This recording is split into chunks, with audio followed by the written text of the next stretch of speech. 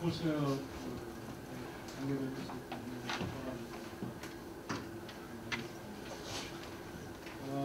오늘은 아마 여러분들이 책이 없을 것 같아요. 일단 교과서부터 소개를 하고 우리가 교과서로 쓸 책은 이제 TCP/IP 일러스트레이트라는 책인데 이게 초판이 아닙니다. 몇 년 전부터 썼던 첫 번째 에디션이 아니고 세컨드 에디션. 저자가 리차드 스티븐스라는 케빈 포인데 리차드 스티븐스는 오래전에 돌아가셨어요. 책이 그래서 그때 케빈 포인이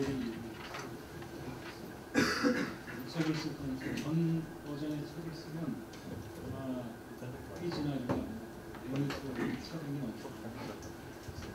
예전 책 작년인가 2012년인가 재작년인가 나온 책이요. 그리고 이제 그 홈페이지가 홈페이지는 연구실 홈페이지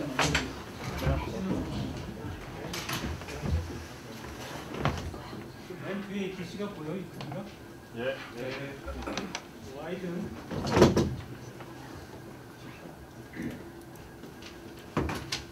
와이드.korea.ac.kr에 가면 저기 이제 왼쪽 화면에 콜스즈라는 탭이 있어요.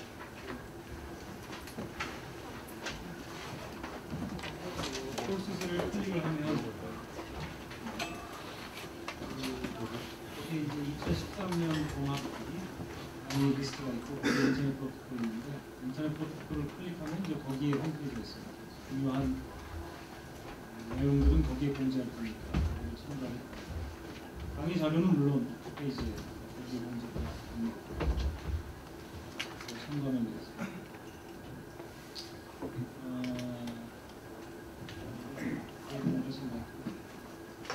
그리고 제 이메일 주소는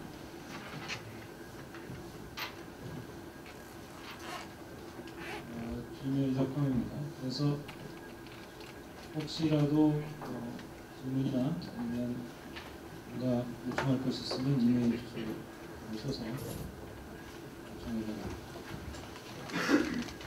오늘은 여러분 책이 없기 때문에 제가 간단한 강의 자료를 만들었는데 강의 자료를 가지고 얘기하도록 하겠습니다. 물론 이제 그 다음 강의에도 강의 자료를 제가 만들어서 여기 얘기한 그 웹페이지에 올릴 텐데 오늘만 프로젝션을 해가지고 할 거고요. 평소에는 그냥 여러분이 그 가져온 자료, 그 웹에 올린 자료를 뽑아서 가져온 것을 가지고 같이 보면서 책을 보면서 강의해요. 그러니까 책 없이는 강의가 안 됩니다. 책을 꼭 생각하고요. 오늘은 우선 여기까지 기본적인 내용 그리고 1장 이 강의는 인터넷 프로토콜이라고 되어 있습니다. 강의 제목부터 좀 이해하고 항상 제가 강의할 때는 먼저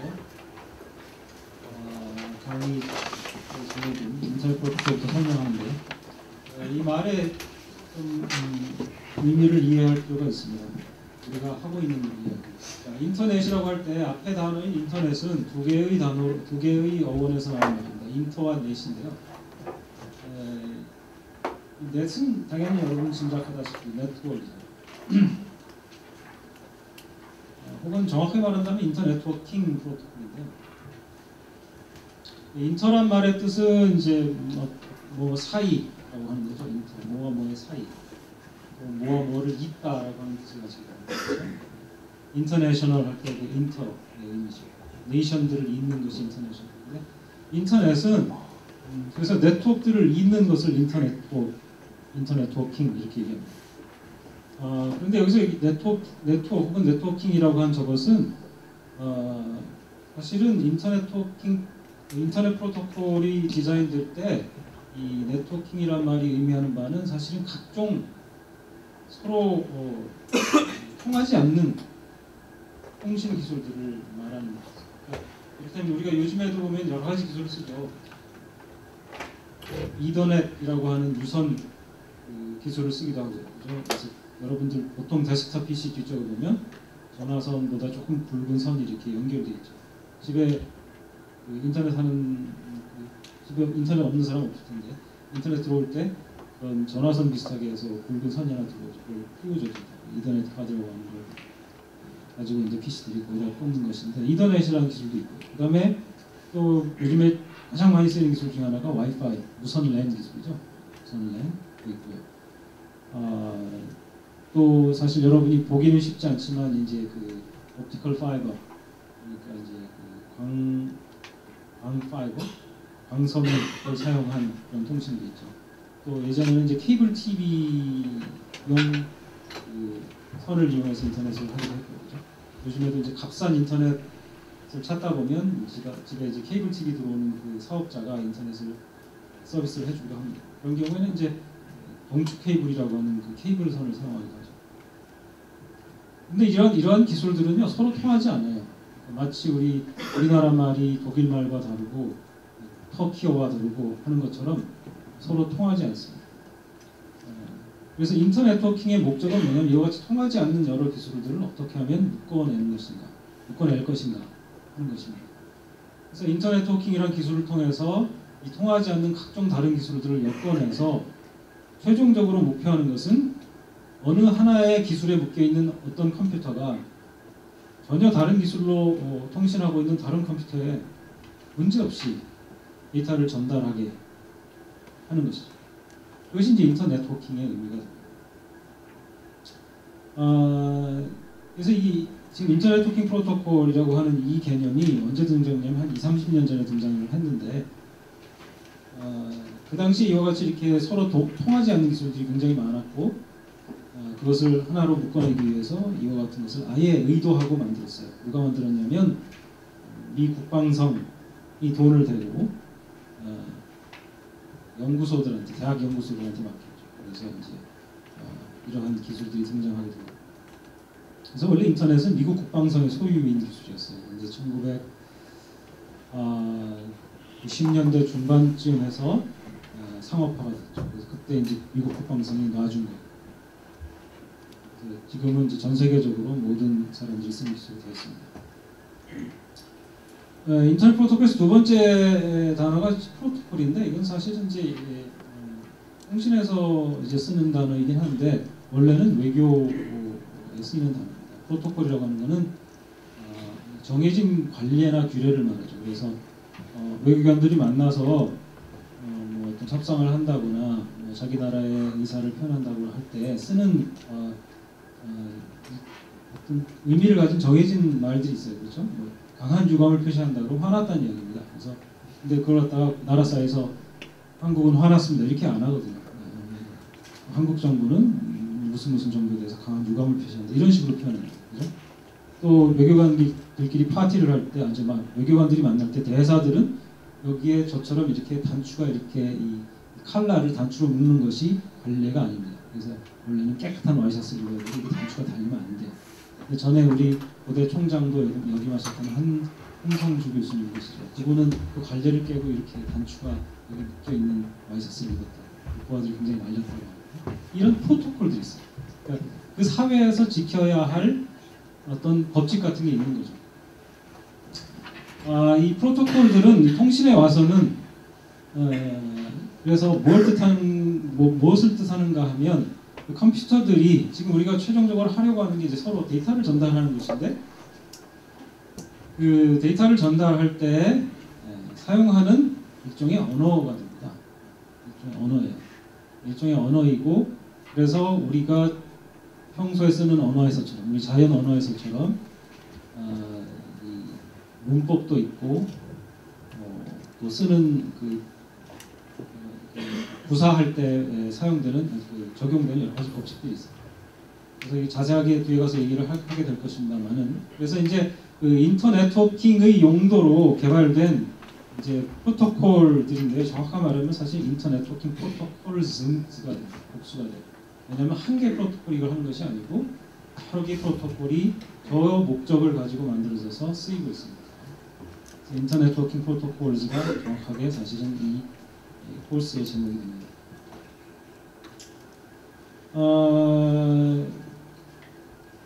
그래서 이제 지금 책이 없으니까 말로 설명할 수밖에 없는데, 이 인터넷 네트워킹의 주요 아이디어는 그럼 뭐냐, 어떻게 해서 인터넷 네트워킹을 하겠다는 거냐라고 하는 건데요. 일단 책도 없고 아무것도 없는 상황에서 제가 비유를 좀 드릴게요. 러시아 모스크바에서 이제 출발하는 열차가 하나 있는데, 그게 이제 시베리아 횡단 열차라는 게 있습니다. 계속 해마다 제가 이 예를 듭니다. 굉장히 좋은 예로. 시베리아 횡단 열차를 타면 뭐 거의 정확하게 모르겠으면 한 일주일 이상을 달려오는 것 같아요. 그래서 달려와서 한 가지는 아마 몽골을 거쳐서 이렇게 내려오는 것 같고요. 또 한 가지는 이제 저쪽 다른 방향을 틀어서 중국으로 들어오는 것 같아요. 근데 이 시베리아 횡단 열차가 재미있는 것이 이 나라를 건너가면서 그 국경에서 이상한 것을 경험하게 되는데, 뭐냐면 기차의 궤도의 폭이 달라지는 거예요.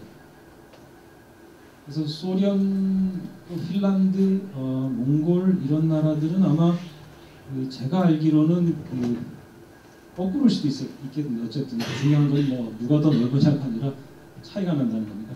제가 기억하기로는 이게 궤도의 사이가 넓어요. 우리가 협궤라는 말은 들어보죠. 협궤 기차, 옛날 기차 협궤죠. 무슨 말, 협 좁다는 뜻이에요. 협이 협할 때 그 협자. 그 좁은 궤도, 다시 말하면 레일과 레일 사이의 거리가 좁다는 거예요. 근데 이제 그러면 좁다고 할 때는 표준도 있다는 것이 될 것이고, 또 넓은 것도 있겠죠. 근데 제가 알기로는 소련, 핀란드, 그다음에 몽골 이런 경우에는 궤도 사이의 거리가 넓은 궤도가 있어요. 자, 그런데 이제 중국 같은 경우는 제가 보면 뭐 표준인 것 같아요. 그러니까 소련에서 중국 국경을 소련에서 중국으로 넘어오는 국경을 기차가 넘어올 때 넘어올 수 있겠어요? 못 넘어오겠어요? 못 넘어요. 왜 못 넘어오냐면 그냥 궤도가 다르니까 탈선을 할 수밖에 없죠. 그냥 계속 달리는 거예요. 그래서 하는 일이 뭐냐면 참 재밌는 일을 하는데요. 참고로 누구죠? 바람의 딸, 옛날에 몇 년 전에 유명했던 한비아 아주머니가 쓴 책을 보면 이 경험을 한 걸 기록하고 있어요. 그래서 갑자기 내리라 그러더니 멀리서 뭐 하나 봤더니 기차의 카빈, 그러니까 객실이죠, 객실. 객실을 크레인으로 들어 올린다는 거예요. 들어 올려. 뭐만 남겨놓고 바퀴만 남겨놓고. 그러더니 바퀴를 싹 밀어내더니 새로운 바퀴를 밑에 놓고서 객실을 그 위에 얹고 중국으로 들어가는 거예요. 어떻게 했을까요? 그 갈아 끼우는 곳에서는 넓은 궤도와 표준 궤도의 레일이 두 쌍이 들어와 있어요. 그래서 기차가 들어와서 창고 같은 데 멈추면 들고 바퀴를 빼내고 표준 궤도에 해당하는 바퀴를 놓고 다시 객차를 얹어서 빠져나가는 거예요. 이렇게 해서 넘어가는 거죠. 이것이 인터넷 네트워킹 원리와 굉장히 비슷해요. 그래서 어떻게 하냐면 말로만 하면 잘 상상이 안 되죠. 사진을 준비했습니다.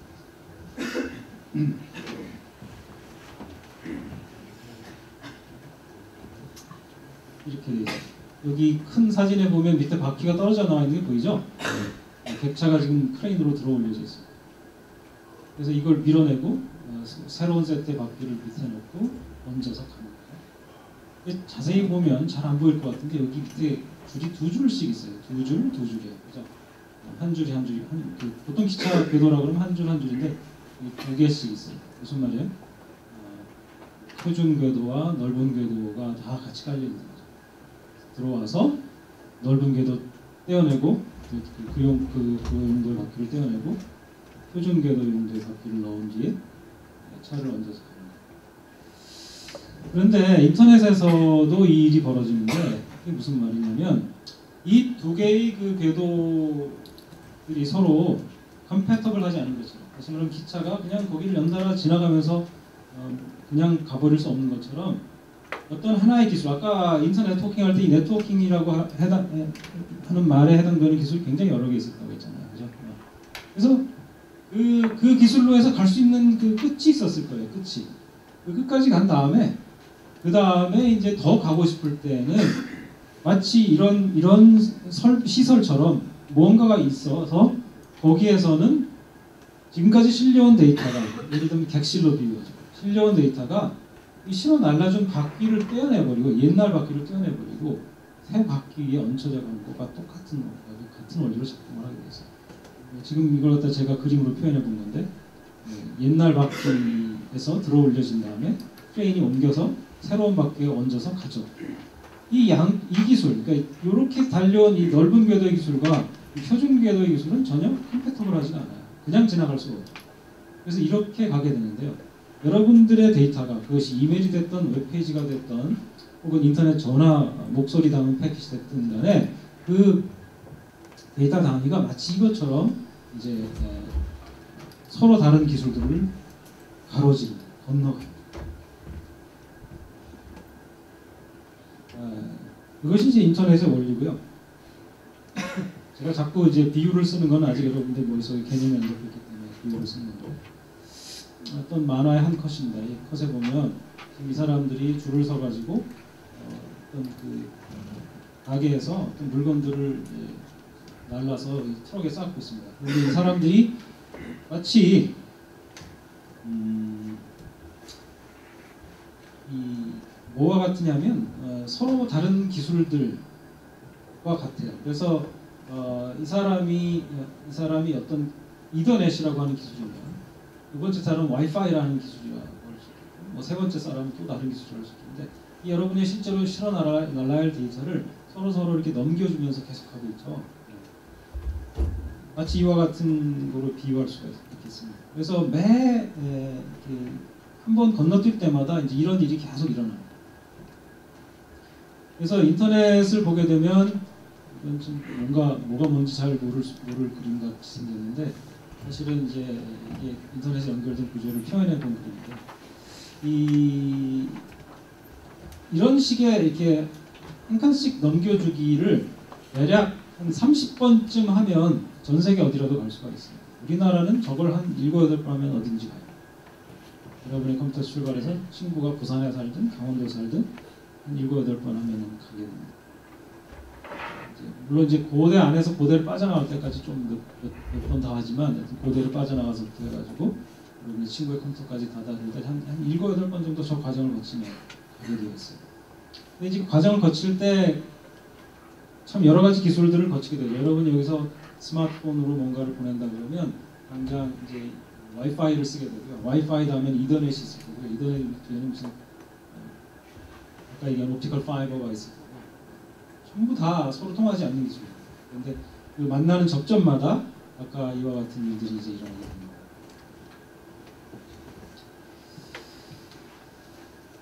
자, 그래서 이게 이제 인터넷 토킹의 이제 원리고 이걸 해주는 기계를 우리가 뭐라고 하냐면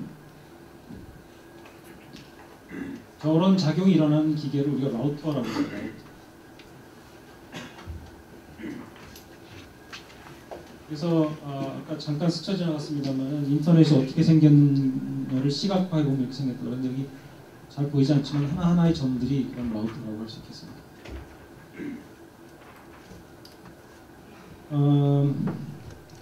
그 다음에 이제 여러분이 인터넷이 어떻게 작동하는가에 대한 기본 개념을 이해할 필요가 있고 그 다음으로 이해해야 되는 게 이른바 레이어링 프린시플, 즉 레이어링 원칙입니다. 계층화 원칙인데 결과적으로 이제 우리가 이렇게 서로 통하지 않는 망들을 엮어서 인터넷을 만든 뒤에 어느 한 컴퓨터가 반대쪽에 있는 컴퓨터에게 데이터를 전달을 해야 할 텐데 이때 어떤 컴퓨터가 하는 일들을 갖다가 우리가 어떤 체계적으로 좀 나눠보면 왼쪽에 있는 OSI 7레이어 모델이라는 모델로 우리가 생각해 볼 수 있습니다. 이 OSI 7레이어 모델은 이제 와서는 그냥 그 교과서적인 모델, 그러니까 여러분들이 어떤 개념을 익히기에 편한 모델이고 실제적으로는 저 모델을 우리가 쓰지 않습니다. 한때는 저걸 실제적으로 쓰려고 만들었던 모델인데 지금에 와서는 그냥 참조 모델만 됐어요. 왜냐하면 인터넷이 워낙 성공했고 인터넷이 가진 모델이 실제로 쓰이는 모델이 되어버렸기 때문에 한때는 인터넷에서 사용하는 모델의 경쟁 모델이었습니다만 이제는 이제 교과서에나 등장하는 모델이 됐어요. 자, 그래서 7레이어 모델이라고 하는 걸 우리가 이해할 필요가 있는데 이 7레이어 모델의 맨 밑바닥에 이제 피지컬 레이어라는 레이어가 있어요. 이게 무슨 말이냐면 통신을 할 때 우리가 한 컴퓨터가 다른 컴퓨터와 얘기를 할 때 가장 밑바닥에 있는 작업이 뭐냐면 피지컬 레이어라고 하는 그 레이어가 하는 작업인데요. 피지컬 레이어는 왜 피지컬 레이어라고 불리냐면 이제 피지컬이 물리적인 이란 말이죠. 물리적인 이런 말이 있는데 물리적이라고 하는 말은 무슨 왜 그렇게 이름이 붙었냐면 아까 얘기했지만 우리가 통신을 할 때 여러 가지 매체를 사용합니다. 물리 매체. 무선 같은 경우는 그냥 공간이죠. 공간. 그리고 만약에 수중 통신을 한다고 하면 잠수함 수중 통신을 한다고 치면 말이죠. 물이죠. 매질이 물이에요. 그다음에 아까 케이블 TV를 사용해서 인터넷을 하시는 분들은 통신의 매질이 1단위 집에서 컴퓨터를 출발할 때는 코엑시얼 케이블이라고 하는 동축 케이블이에요. 구리선이에요. 쉽게 말하면. 그 다음에 이더넷도 역시 구리선인데 그건 동축 케이블은 아니고 트위스티드 페어라고 하는 꼬여진 구리선. 그리고 또 우리가 인터넷의 내부 쪽으로 들어가면 이제 그 광기술이 많이 쓰게 되는데 신호를 빛으로 전달해요. 그런데 그때 빛을 담고 가는 그 선이 옵티컬 파이버 유리섬유로 되어 있어요. 그러니까 거기서 매질이 유리죠. 여러 가지 매질이 있어요. 물리적으로 여러 가지 매질이 쓰입니다. 여러분의 컴퓨터에 출발해서 여러분의 스마트폰에 출발해서 친구의 스마트폰으로 뭐 카카오톡을 한다고 할 때 그 여러분의 데이터가 거쳐가는 물리적인 매질이 이렇게 다양해요. 공기, 구리선, 유리선 이걸 거쳐서 가는 거예요. 그래서 여러 가지 물리적인 매질이 있는데 피지컬 미디엄들이 있는데 그 피지컬 미디엄들에서는 물리적인 매질들에서는 데이터를 표현하는 기본 단위인 비트를 표현할 때 할 수 없이 다양한 방법을 쓰겠죠. 예를 들면 옵티컬 파이버에서는 어떤 걸 쓰겠습니까? 얘네들은 그 화장 같은 걸 써요. 그러니까 쉽게 얘기하면 빛의 색깔이라고 할 수 있겠는데 색깔이 조금 다른데 이제 그 다른 색깔을 사용해서 데이터를 실어 나르는 길을 구분해 놓습니다.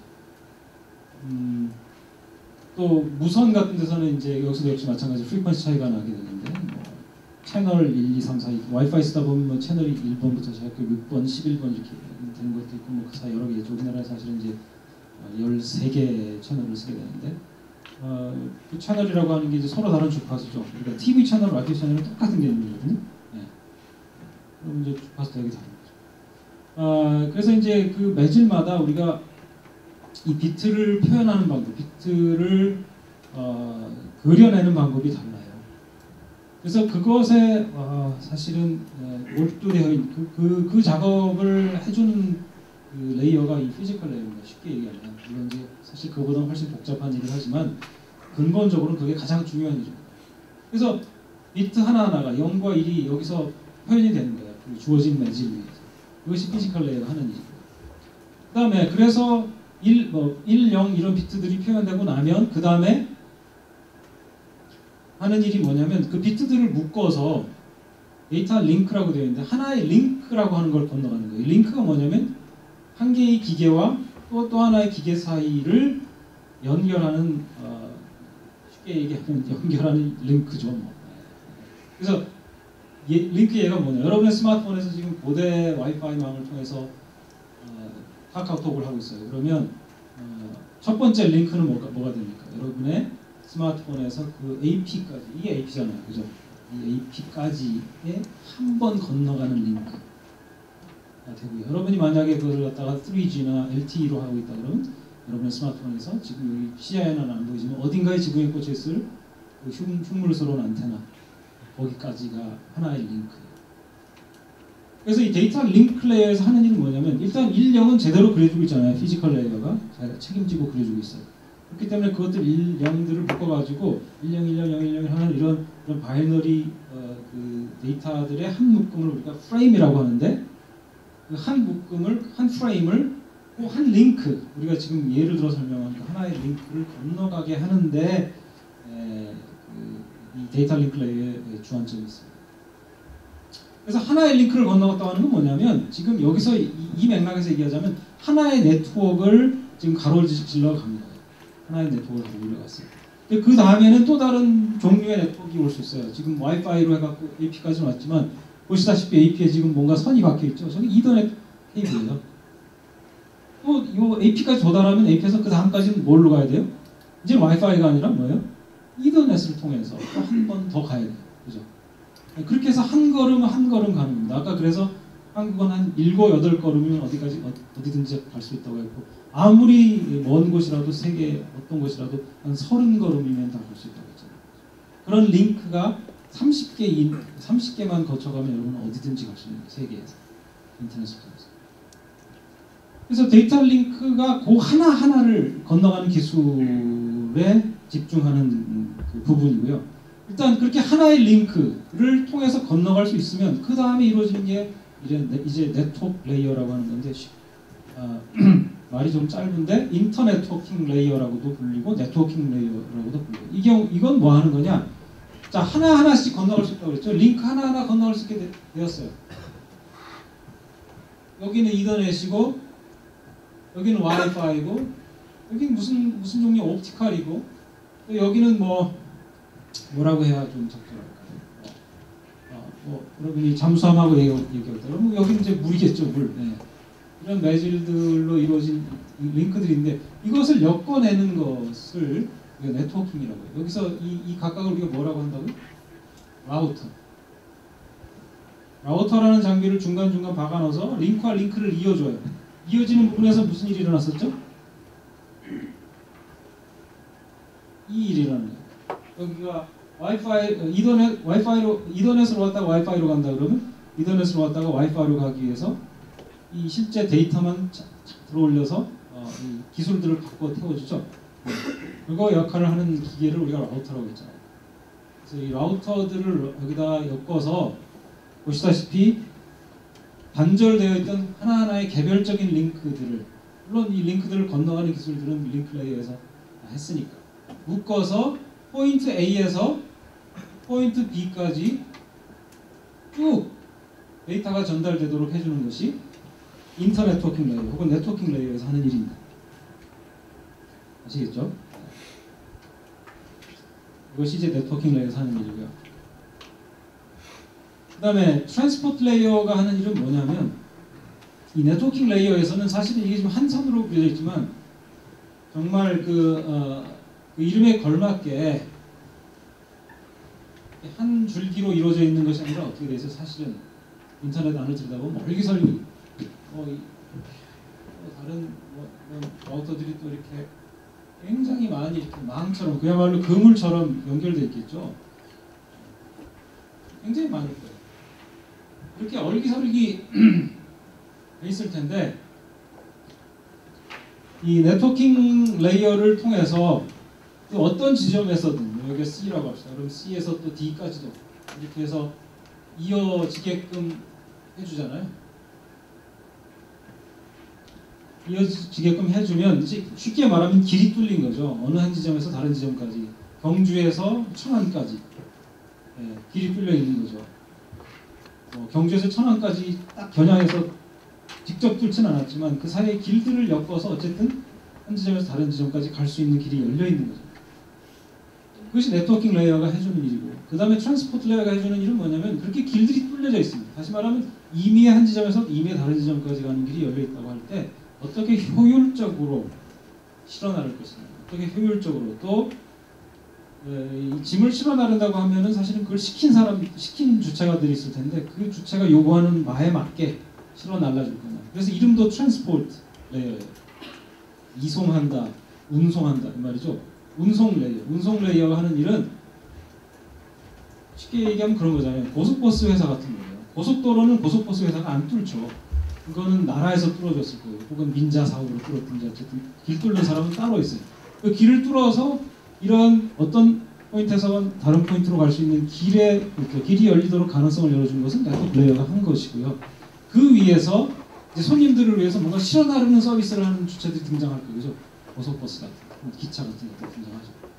마치 그것이 이제 트랜스포트 레이어가 하는 것 같아요. 효율적으로 의도에 맞게 실어 날라주는 서비스를 제공하는 레이어가 트랜스포트 레이어. 그 다음에 이제 5, 6, 7 레이어, 그 위에 쌓여있는 5, 6, 7 레이어는 이 교과서에 나오는 이른바 OSI 7 레이어에는 등장하지만 현재 인터넷에서는 그것이 모두 애플리케이션 레이어라고 하는 한 개의 계층으로 뭉뚱그려져 있어요. 그런데 저 기능들이 다 없어진 것은 아니고 다 포함되어 있는 개념입니다. 그래서 세션이나 프레젠테이션이나 애플리케이션 이런 것들은 뭐 자세하게 이해할 필요는 없는데 예를 들면 프레젠테이션 레이어라는 게 어떤 기능이냐 하면 뭐 이런 기능이 있어요. A라는 컴퓨터가 있고 여기 B라는 컴퓨터가 있는데 컴퓨터 따라서는 데이터를 표현하는 방식이 다르기도 합니다. 예를 들면 맥 컴퓨터하고 IBM PC 컴패러블 컴퓨터하고는 데이터를 표현하는 방식이 다르죠. 리틀 엔디안, 빅 엔디안 들어봤어요? 예, 같은 데이터 값을 표현하는데 표현 방식, 뭐 바이트들의 순서, 비트들의 순서가 달라질 수 있어요. 그거 자기 마음이니까 그죠. 프로세서 아키텍처에서 그렇게 디자인한 사람이 자기 마음대로 디자인하죠. 그럼 여기서는 뭐 이를테면 1000이라고 하는 숫자가 저쪽에 가서 만약 얘가 해석한 대로 해석하면 뭐 100만이 될 수도 있잖아요. 서로 달라지면 곤란하겠죠. 그래서 이 프레젠테이션 레이어가 하는 일은 이와 같은 그 데이터 표현, 즉 프레젠테이션의 갭을 메꿔주는 것이 프레젠테이션 레이어가 하는 일이죠. 이와 같이 각 계층이 다 하는 일이 있습니다. 마지막으로 애플리케이션 레이어가 하는 일은 뭐냐면 그냥 그 애플리케이션, 즉 응용의 의도에 충실하게 뭔가 해주는 거예요. 예를 들면 여기에 이제 해당하는 프로토콜이 HTTP라는 프로토콜이 있어요. 대표적으로 HTTP 들어봤죠? 여러분들 항상 URL 쳐넣을 때 HTTP 땡땡 슬래시 슬래시 시작하잖아요. HTTP가 프로토콜인데 여기는 인터넷 프로토콜. 응용에 따라서는 이걸 어떻게 포장하고 그다음에 뭘 표시해주고 이런 것들이 있을 거예요. 요구 조건이죠. 그걸 갖다가 이제 서로 얘기할 때 말이죠. 그런 것들 갖다가 이제 표시해주는, 처리해주는 그런 레이어라고 할 수 있습니다. 그래서 이와 같이 구성되어 있고 거의 다 똑같습니다만 위에 이제 그 세션 프레젠테이션 애플리케이션 세 레이어는 TCP/IP 프로토콜에서는 혹은 우리 인터넷 프로토콜에서는 애플리케이션 레이어라고 해서 하나로 표현합니다. 한 가지 여기서 짚고 넘어갈 건 그렇다면은 이러한 기능들이 개념적으로는 이해가 되는데 실제적으로는 어디에 들어있느냐라고 하는 질문을 여러분이 할 수 있는데 이 트랜스포트 레이어까지는 여기까지는 어디서부터 어디까지는 데이터 링크 레이어의 반쪽부터 위쪽으로 네트워크 레이어와 트랜스포트 레이어까지는 커널이라고 하는 프로그램 안에 들어가 있어요. 커널이 뭔지 알죠? OS를 수강했으면 커널이라고 하는 건 뭐죠? 오퍼레이팅 시스템이라고 하는 거. 여러분 윈도우즈를 깔았다, 뭐 안드로이드를 깔았다, 이렇게 이게 iOS를 깐다, 이렇게 그게 다 OS잖아요. 오퍼레이팅 시스템인데 오퍼레이팅 시스템의 가장 핵심적인 부분이 커널이라고 하는 한 개의 프로그램이에요. 그런데 저와 같은 그 트랜스포트 레이어, 네트워크 레이어, 그리고 데이터 링크의 상부까지는 그 커널이라고 하는 프로그램 안에 들어있어요. 같이 구현되어 있어요. 함수로. 그렇게 하고 데이터 링크 레이어의 하부와 피지컬 레이어는 어디에 구현되어 있냐면 여러분이 이더넷 카드를 사면 이더넷 카드 안에, 만약 이더넷 CPU 안에 구현되어 있는 뭐 센트리노 같은 아키텍처라고 그러면 그 센트리노가 구현하고 있어요. 또 뭐 이게 와이파이 카드다, 무선 랜 카드다 그러면 그 무선 랜 카드 안에 있어요. 그러니까 데이터 링크 레이어의 하부부터 피지컬 레이어까지는 대부분 다 하드웨어로 구현되어 있다고 생각하면 되겠어요. 그래서 이러한 구조를 갖게 되고요. 그래서 이제 레이어링 프린시플에서 각각의 레이어가 하는 일을 우리가 설명을 했는데 그럼 왜 한 통으로 소프트웨어를 짜지 않고 하드웨어는 그렇다 치더라도 이렇게 나눠놨는가 하는 건데요. 뭐 사실은 저게 굉장히 상식적인 일입니다. 왜 그러냐면 제가 뭐 과거의 강의도 여러 번 같은 예를 듭니다만 여러분이 요즘에 참 잘 쓰는 게 있죠. 인터넷으로 물건 주문해서 택배 받는 거예요. 그렇죠? 네. 여러분은 그 물건 주문할 때 어디랑 거래를 합니까? 책을 사는 거면 뭐 알라딘 뭐 이런 데랑 거래를 한단 말이에요. 그런데 그걸 주문해갖고 배달시켜보면 누가 들고 오는가요? 알라딘 사람이 알라딘 캡을 쓰고 나타나나요? 그렇지 않죠. 우체부라든가 택배 아저씨가 나타나요. 그렇죠? 택배 아저씨한테 물어보면 알라딘에서 근무해서 그러면 어이없어 할 거예요. 그렇죠? 그래서 사실은 저 각각의 레이어가요 혼자 작동하는 것은 아니고 이건 통신이죠. 통신이기 때문에 사실은 이런 똑같은 것이 A에도 있으면 B에도 있어요. 그렇죠? 그래서 알라딘 책 주문을 받는 서버에 가보면 사실 돌아가고 있는 것은 이 응용 레이어가 사실 책 주문에 관련된 이 응용, 책 주문이라고 하는 응용에 관련된 모든 업무를 이를테면 처리하고 있어요. 예를 들자면 그렇고 나서 이제 사실 그 책을 갖다가 그 창고에서 빼내서 포장으로 담고 뭐 저기 접착제로 붙인 다음에 그 주소 레이블을 붙이는 데까지는 알라딘이 하겠죠. 그리고서는 뭐 할까요? 그 다음에 자기네들이 사용하는 택배 업체를 부를 거예요. 그리고서 물건을 넘겨줄 거예요. 그래서 사실은 이제 그게 어떻게 여기서 표현될 수 있냐면 이 어떤 한 레이어는요 자기 일을 마친 다음에는 그 아래 레이어의 서비스에 의존합니다. 무슨 말이냐면 여러분이 또 다른 예를 들게요. 여러분들 전화할 때 친구랑 전화할 때 전화를 걸어서 얘기를 하는데 얘기의 내용은 전혀 뭐 딴 얘기일 수 있어요. 영화를 같이 보러 가는 일, 등산을 같이 하는 일, 뭐 어디 가서 차를 마시는 일이지만 그걸 위해서 뭘 쓰죠? 전화라는 서비스를 먼저 쓰죠. 즉 그 의사를 전달하기 위한 이 뭐를 먼저 만들어요. 의사소통의 경로를 먼저 만들죠. 그것이 마치 이 레이어링인 것 같아요. 그래서 응용 레이어에서 하는 일들은 응용 레이어에서 처리하고서요. 나머지는 밑에 믿고 맡기는 거예요. 그래서 항상 윗 계층은 바로 윗 계층은 바로 아래 계층에다가 일을 맡겨요. 오늘은 그냥 개념만 얘기할 텐데. 그래서 여러분이 비근한 예로 웹페이지를 갖다 액세스해갖고 웹페이지를 다운로드 받는 경우에 그 웹페이지를 다운로드 받을 때 쓰는 프로토콜이 HTTP라고 하는 것인데 HTTP라고 하는 프로토콜은 자기에 해당하는 작업만 딱 끝내고 나서는 이 트랜스포트 레이어에 있는 우리가 나중에 가서 그걸 TCP라는 프로토콜에다가 배달을 넘깁니다. 주소 딱 주고 넘겨주는 거예요. 우리가 주소 딱 써가지고 편지를 우체국에 넘겨버리는 거랑 똑같아요. 그거 편지 들고 뛰지 않죠. 우리가 친구 집까지. 이렇게 넘겨줍니다. 그 밑에 있는 레이어는 위에 있는 레이어에서 서비스를 의뢰받아서 자기가 하는 일을 통해서 그걸 전달해주는 역할을 하죠. 그건 밑에 쪽도 다 마찬가지예요. 트랜스포트 레이어가 그럼 처음부터 끝까지 책임지는 거 아니고요. 자기도 자기 할 일 딱 맞춰서 네트워크 레이어에게 넘겨줍니다.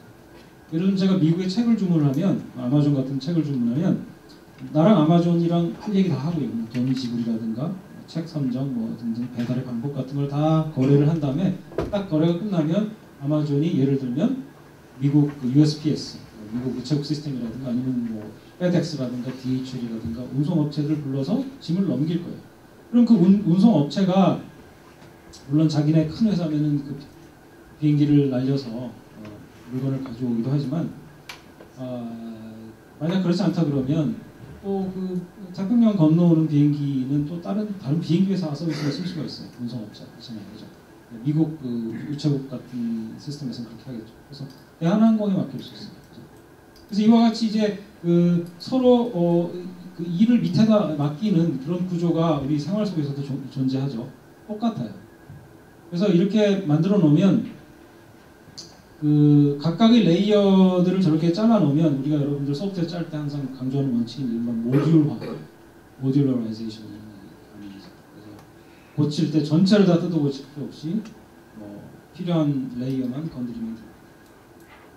필요한 컴포넌트만 있는 다.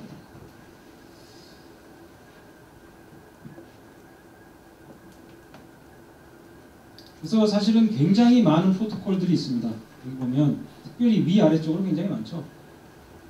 이건 아까 얘기했던 이른바 여기 네트워크에 해당하는 기술들이 굉장히 많아요. 이더넷, 토킹링, 뭐 스냅, FDDI, SDN 요즘엔 뭐 잘 안 쓰는 기술도 많은데 뭐 프레임 릴레이, SNDS, ATM, 와이어리스, 802. 얼마, 뭐 파이버 채널, DSL, 케이블 모뎀, 소넷, DW 이건 이제 옵티컬 기술들이고요. 뭐 PPP3 전화선 쓰는 기술도 굉장히 많은데 이것이 이제 아까 얘기한 이 각종 다른 네트워크, 서로 통하지 않는 네트워크 기술에 해당하고요. 그것들을 묶어내는 기술이 IP라고 하는 겁니다. 여러분들 IP 주소 그러는데 IP 주소가 뭐였냐면 이 인터네트워킹 프로토콜의 앞자를 딴 IP입니다. 그래서 IP라고 하는 것은 인터넷 네트워킹, 즉 네트워크들을 엮어주는 용도의 프로토콜이라는 말이 있습니다. 그래서 보시면 좀 특이한 것이 아래쪽에도 굉장히 많고 위쪽에도 엄청나게 많죠. 여기는 응용마다 하나씩 있어요. 프로토콜이 거의. 그래서 이건 웹용 응용 프로토콜이고 FTP용 프로토콜이고 텔넷용 뭐 이메일용 뭐 관리용 뭐 등등 해가면서 굉장히 이메일용 굉장히 많은 프로토콜들이 있는데 그래서 위아래는 굉장히 다양하고요. 중간으로 올수록 굉장히 단순해져요. 구조가. 사실 이것이 이제 인터넷이 성공한 비결이라 할 수 있겠는데 이 중간에는 사실은 이 IP 하나밖에 없어요. 우리가 이 아워글라스 모델을 많이 쓰는데 이 위에 굉장히 많고 이 아래도 굉장히 많지만 밑에서 올라와서 위로 응용까지 기어 올라갈 때 중간에는 IP 하나밖에 없다고 보시면 돼요. 바로 저 용도로 천하통일이잖아요. 쉽게 얘기하면 IP 하나 가지고 모든 기술들을 다 포함시키는 거죠. 그걸 엮어주는 거죠. IP 역할을 아까 이 그림을 잊지 마세요. 이게 IP 역할이에요. 그래서 이것들은 종류가 굉장히 많을 수 있지만 IP라는 기술은 다 통일되어 있어요. 그러니까 여러분의 어떤 기계를 봤을 때 그 인터넷이 된다 그러면 그 기계는 그게 스마트폰이든지 태블릿이든지 랩탑이든지 데스크탑 PC든지 아니면 슈퍼컴퓨터든지 전부 다가 뭐를 구사할 수 있어요? 어떤 언어를? 어떤 프로토콜을 구사할 수 있어요? IP라는 언어를 구사할 수 있어요. 그렇지 않으면 인터넷에 연결할 수가 없어요. 그래서 여러분의 모든 인터넷에 연동하여 돌아가는 기계들은 여러분의 스마트폰을 포함해서 이 IP라고 하는 프로토콜을 말할 수 있는 그런 시스템들이에요.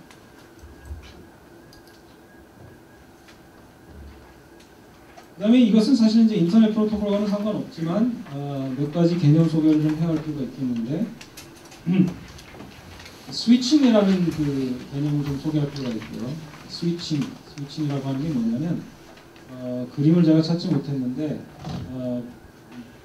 제가 한국사 배울 때는 이제 뭐 우리 근대 배울 때 대화기에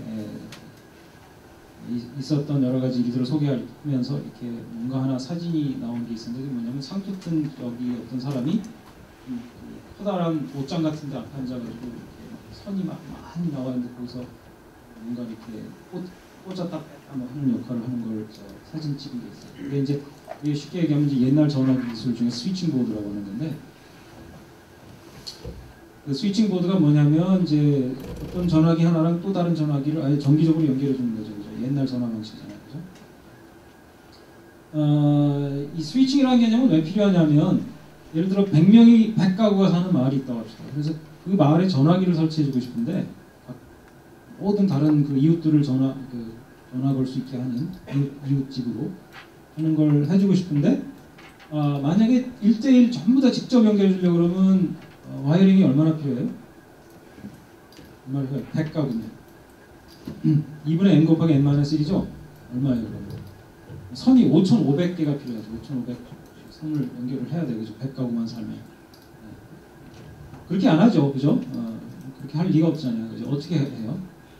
중간에 연결해주는 마치 차도로 말한다면 인터섹션 같은 데를 만들죠. 그죠? 인터섹션이 이를테면 스위칭이에요. 한순간에는 이쪽으로 차가 흐르다가 이쪽은 막히고 또 다른 방향으로 차가 흐르다가 이렇게 되죠. 이게 스위칭의 원리인데 그래서 만약에 아까 그 100가구 가진 마을의 예를 든다 그러면 그 스위칭 역할을 해주는 스위칭을 해줄 수 있는 어떤 뭐 마을 공동의 어떤 조그만 집 하나를 만들겠죠. 그 안에다가 이제 그 전화선들이 다 그쪽으로 와서 마치 자전거 그 스포크처럼 자전거 바퀴살처럼 이렇게 중간으로 다 모인 다음에 여기서 정기적으로 A와 B를 딱 연결해 줬다가 또 끊고서 C와 D를 연결했다가 하는 짓만 하면 되잖아요. 그죠? 그게 이른바 스위칭 보드예요. 예전에 다 수동으로 했어요. 그래서 가끔 옛날 연속 보면 막 전화기를 덜덜덜덜 돌리면 뭐가 나와요. 그 스위칭 보드 앞에 앉아있는 어떤 보안원이 나오죠. 그러면 어디 연결해 주세요 하면 그 사람이 꽂는 거예요. 그죠? 꽂아갖고 서로 연결해. 그게 스위칭의 원리예요. 그래서 스위칭을 어차피 하게 되는데 그런데 스위칭에는 두 종류가 있습니다. 패킷 스위칭이라는 것이 있고 서킷 스위칭인데 스위칭이라고 하는 게 이제 어떤 제한된 자원을 돌아가면서 쓰는 거라고 표현한다면 이 전화망에서는 우리가 서킷 스위칭을 썼어요. 그렇죠? 저와 같이. 그게 이제 100년도 넘은 기술이죠. 서킷 스위칭. 그런데 이제 1960년대에 영국에서 패킷 스위칭이라는 기술이 개발됐고 패킷 스위칭의 개념은 뭐냐면 그렇게 실제로 서킷을 연결해 주는 게 아니라 회로를 연결해 주는 것이 아니라 뭐죠? 패킷들을 교환하는 거예요. 패킷. 무슨 말이냐면은 어떻게 비유해야 이 개념이 쉽게 이해가 될까요? 그러니까 전에는 이제 서킷 스위칭은 그렇게 회로가 딱 연결돼 버리면 그 양자밖에 얘기 못하는 거죠. A와 B가 얘기한다 그러면 C나 D는 끼어들 공간이 없어. 물리적으로 회로기 때문에. 그렇죠.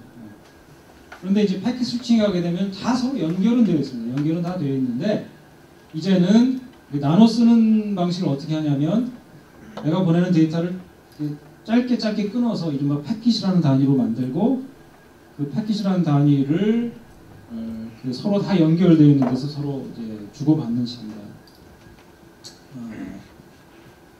참 비유를 들기가 적절치 않은데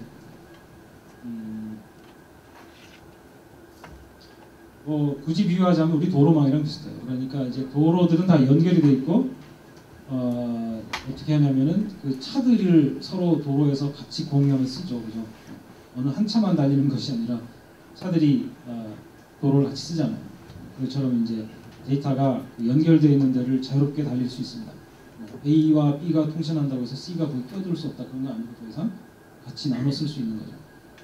이 패킷 스위칭은 자원의 효율, 자원 이용의 효율성이 높아요. 서킷 스위칭보다.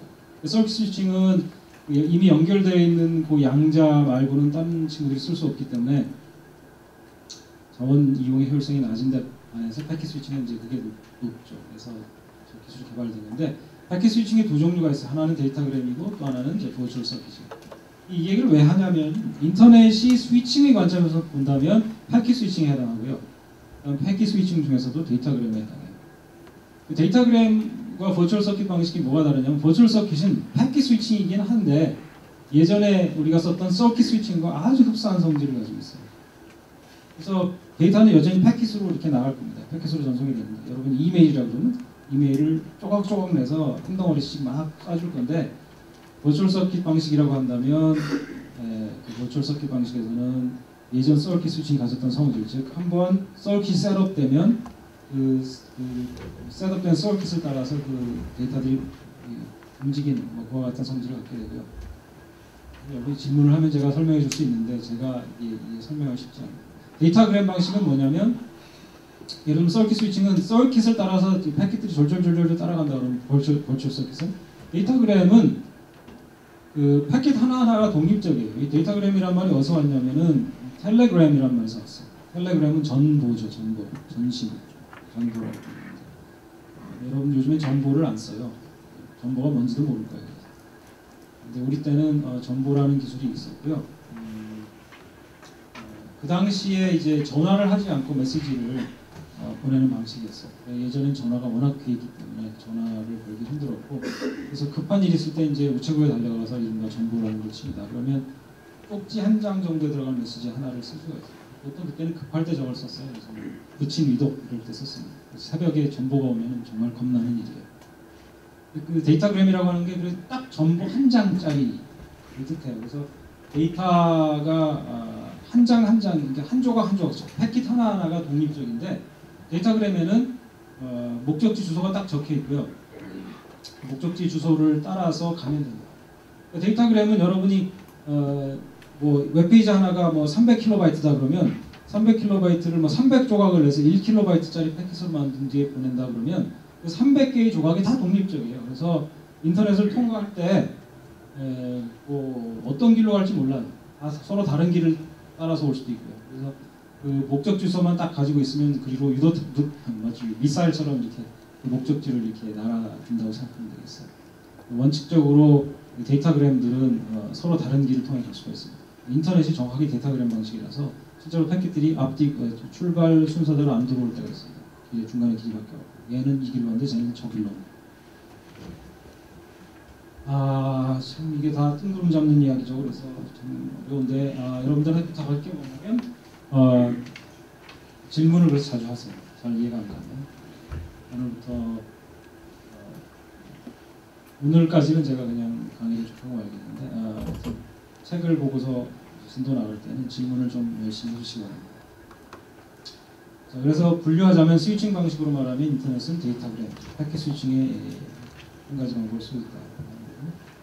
통신을 어차피 지금 공부하고 있으니까 이 듀플렉스 모드라는 것도 좀 이해를 해야 하는데 간단하게 이야기하자면 심플렉스는 데이터가 항상 한 방향으로만 흐르는 걸 말해요.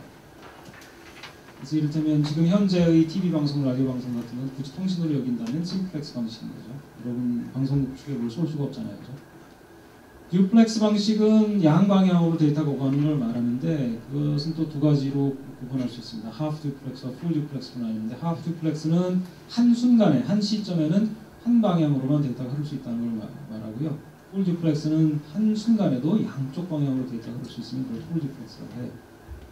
그러니까 하프 듀플렉스의 가장 대표적인 예는 뭐 워키토키 같은 거예요. 그죠? 한쪽이 얘기할 때 딴 쪽이 같이 얘기할 수 없죠. 그래서 뭐뭐뭐 한다면 오버 하면 그 무슨 말이에요? 나는 다 썼으니까 네가 할 말에 이제 역방향으로 데이터 채널을 써라 그 말이죠. 라저 해서 또 넘겨주고 왔다 갔다 하죠. 근데 실제로 우리가 통신에서는 이더넷이나 이런 기술들이 역시 하프 듀플렉스를 씁니다. 풀 듀플렉스는 이제 양방향으로 동시에 데이터가 오고 갈 수 있다는 걸 말하는데 우리가 나중에 배울 TCP 같은 프로토콜이 여기 해당합니다. 그래서 그냥 이런 게 있다는 것만 알아두세요. 그 다음에 이제 커넥션 프로토콜 중에 커넥션리스 프로토콜이 있고 커넥션 오리엔티드 프로토콜이 있는데 커넥션 오리엔티드는 데이터를 교환하기 전에 이제 이른바 커넥션이라는 게 만들어져야 함을 의미해요. 그래서 방금 전에 얘기했던 TCP라는 프로토콜이 커넥션 오리엔티드 프로토콜인데 그건 뭐 나중에 가면 여러분이 잊어버릴 수 없게 됐고요. 지금은 그냥 그런 게 있다는 것만 알면 되는데 커넥션 오리엔티드는 뭐 계층과 상관없이 프로토콜마다 커넥션 오리엔티드일 수도 있고 커넥션 리스트일 수도 있어요. 예를 들면 IP, 우리가 아까 얘기했던 그 인터넷의 허리 역할을 해주는 그 IP라는 프로토콜은 커넥션 리스트 프로토콜이에요. 그 커넥션 리스트의 뜻은 뭐가 되냐면 데이터를 주고받을 때, 즉 IP 패킷을 주고받을 때 커넥션을 미리 만들지 않아도 된다 이 말이에요.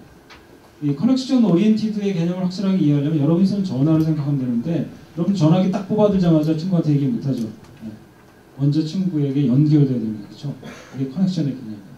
먼저 또 전화해가지고 친구하고 연결하죠. 그러고 나서야 비로소 얘기할 수 있어요. 이게 커넥션 오리엔티드 프로토콜의 특징입니다. 커넥션 리스트는 그럴 필요가 없어요. 편지 같은 거죠. 편지는 뭐 연결이 있어야 보낼 수 있는 거 아니죠. 그냥 언제든지 우측 가서 편지 떨어뜨리면 가는 거잖아요. 그래서 인터넷 프로토콜 중에서도 커넥션 리스트인 애들이 있고 커넥션 오리엔티드인 애들도 있고 여러 가지가 있습니다.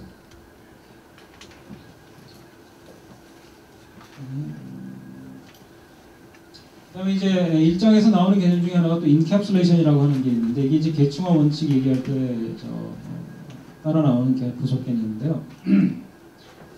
우리가 아까 레이어링을 얘기할 때 뭐 아마존에서 책 주문하는 이야기도 했고 한데 인캡슐레이션이라고 하는 게 뭐냐면 지금 우리가 프로토콜들이 이렇게 첩첩이 쌓여 있죠. 여기 탑처럼 그죠? 맨 위에 애플리케이션 레이어부터 트랜스포트 레이어, 네트워크 레이어, 그다음 데이터 링크 레이어, 피지컬 레이어 이렇게 쌓여 있는데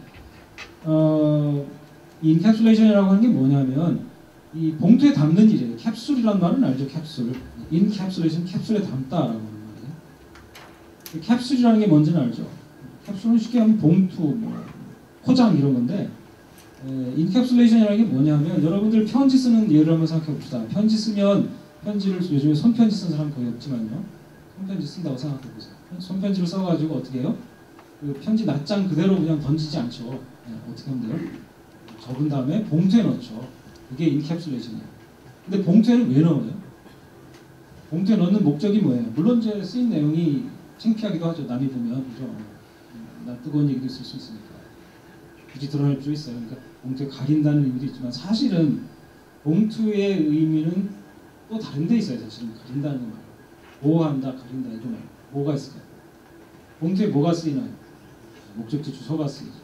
출발지 주소가 쓰이고. 인캡슐레이션은 물론 때로는 보호의 개념도 있어요. 나중에 보안 얘기할 때 이제 얘기하겠지만 보호의 개념도 있습니다. 그렇지만 가장 주요한 목적은 목적지 주소를 적는 데 있어요. 이 프로토콜이 뭐 하는 거냐면 언어라고 했고 언어라고 하는 것은 우리가 뭐 생각을 전달할 때 쓰는 거죠. 데이터를 전달할 때 쓰는 건데 이 전달한다고 할 때 그 전달의 구간은 각각 달라요. 왜냐하면 레이어마다 각각 달라요. 데이터 링크 레이어는 전달의 구간이 어떻게 될까요? 링크 하나죠. 링크. 여러분의 스마트폰에서 이 AP까지 쏘았다 그러면 여기까지 딱 오면 그 링크 역할은 다 했어요. 그죠? 그리고 아까 비유 들었던 것처럼 기차 바퀴를 갈아 끼울 거예요. 다시 말하면 와이파이에 해당하는 모든 그 배달을 위해서 쓰였던 것들은 다 떨어져 나갈 텐데 배달을 위해 쓰였던 것 중에 뭐가 있을까요? 네, 봉투가 있습니다. 봉투가 있고 봉투에 쓰여진 목적지 주소가 있어요. 여러분이 쏘게 되면 이 AP를 향해서 날아가고 여기 AP에 딱 도착하는 순간 어떻게 돼요? 봉투가 뜯어지면서 안에가 튀어나와요. 그래서 다른 봉투에 담기게 됩니다. 그래서 이제 인캡슐레이션이라고 하는 것이 이제 각 프로토콜마다 봉투가 다 다르고, 그 다음에 그 프로토콜에 의해서 이송되어서 그 최종 목적지에 도달한 다음에는 그 봉투가 열리고 안에 담았던 것이 다시 튀어나옵니다. 여러분들 편지 써가지고 봉투에 담아서 친구에게 보냈으면 친구에까지 가면 다 간 거예요. 그렇죠? 편지가. 그죠? 그럼 친구가 무슨 일을 할까요? 그걸 고이 액자에 넣어서 보관할까요? 그렇게 않고 어떻게 해요? 봉투를 뜯죠. 통신에서 똑같은 일이 일어납니다. 보내는 측에서는 인캡슐레이션입니다. 프로토콜. 인캡슐레이션. 봉투에 담아서 보냅니다. 그것이 최종 목적지까지 가요? 그러면 거기서 무슨 일이 일어나요? 디캡슐레이션입니다. 다시 말하면 그 봉투가 뜯어지고 열리고 안에 있던 것이 다시 튀어나옵니다. 그런데 이 레이어가 여러 개 있었잖아요. 이 레이어가 여러 개 있기 때문에 레이어를 하나 내려갈 때마다 봉투가 자꾸 더 씌워져요. 갈 때는.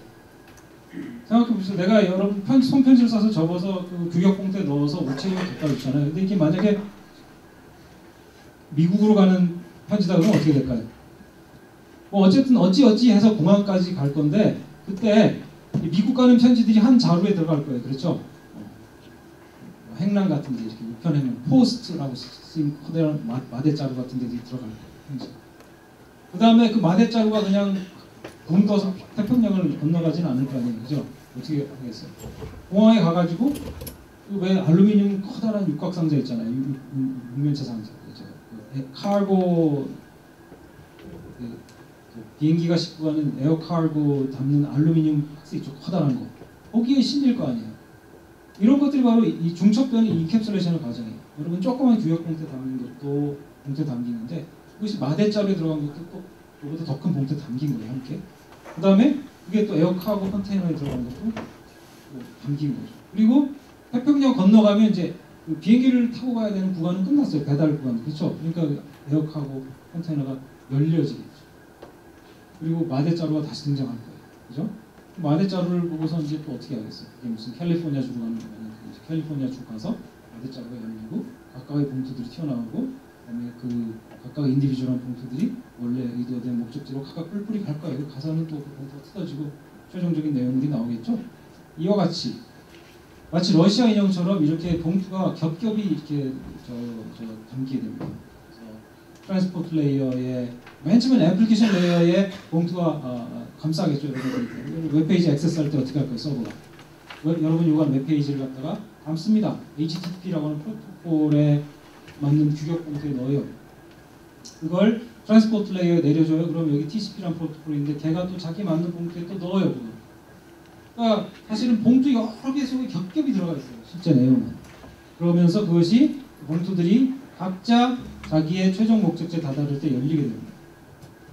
그러면서 최종적으로 배달되게 되었어요. 그것이 인캡슐레이션, 디캡슐레이션이라고 하는 얘기고요. 멀티플렉싱, 디멀티플렉싱이라는 말이 있는데 멀티플렉싱은 뭐냐면 이 계층 구조에서 이 뭐 예를 들면 TCP라는 프로토콜 이게 이제 그 웹 할 때 쓰는 HTTP라는 프로토콜이 사용하는 프로토콜인데 이 멀티플렉싱이라고 하는 말은 무슨 뜻이냐면 이 TCP라는 프로토콜이 이 웹용으로만 만들어지지 않았어요. 그래서 어쩔 때는 뭐 VoIP 인터넷 전화 통화 목소리를 실어나르기도 하고 어쩔 때는 이메일을 실어나르기도 하고 어쩔 때는 파일을 실어나르기도 합니다. 그래서 이 멀티플렉싱이라고 하는 것은 아래 계층의 프로토콜이 윗 계층의 프로토콜의 여러 놈을 서비스해 주는 것을 뜻합니다. 그래서 예를 들면 이제 그 이메일 같은 게 이제 TCP를 사용하고 TCP가 이제 IP에게 부탁하면 IP가 또 봉투에 넣어가지고 밑에 넣고 이렇게 해서 배달이 될 텐데 맨 저쪽으로 가서는 무슨 일이 거꾸로 일어날까요? 이 디멀티플렉싱이 일어나요. 싣고 오기는 이제 이더넷 싣고 왔습니다. 예를 들면 이더넷 싣고 와서 이더넷 봉투가 열려요. 그리고 나서 이제 IP 데이터그램, IP가 탁 튀어나오면 IP 또 그 IP라는 봉투의 목적지에 도달하면 봉투가 열리고 TCP 봉투에 담긴 데이터가 나오고 TCP 봉투가 열리면 웹 응용으로 갈 텐데 이때마다 디멀티플렉싱이라는 과정을 통해서 이게 어디로 가야 되는지 결정돼요. 그러니까 여러분들이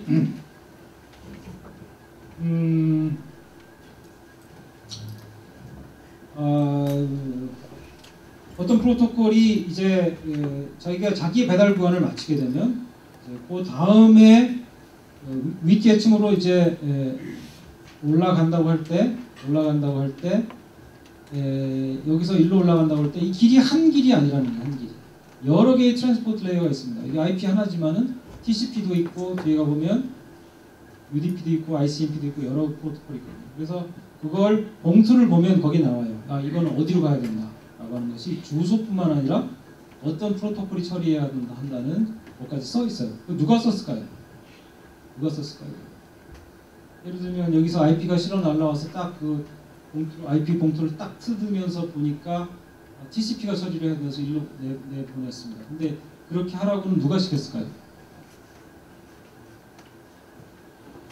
저쪽 보내는 쪽에서 시켰어요. 보내는 쪽에 TCP가 시켰어요. 자기 이름 적어놓고 상대방에 도착하면은 TCP에게 전달해줘 라고 하는 것을 넣었어요. 그래서 그것이 이제 아까 얘기한 멀티플렉싱이었고 도착지에서 일어나는 일이 디멀티플렉싱이에요. 자꾸 비유만 들어가지고 오히려 그것이 불만인 사람들 있을 텐데 여기서 봉투라고 하는 건 통상 우리는 이제 그 헤더, 트레일러 이렇게 부르거든요. 뭐냐면 데이터가 있으면 일정할 때까지만 비유를 들 거예요. 원래 이제 데이터가 있으면은 이제 이게 내려오잖아요. 내려오면 앞에 붙는 걸 우리가 헤더라고 불러요. 헤더. 그 뒤에 붙이는 걸 트레일러라고 하는데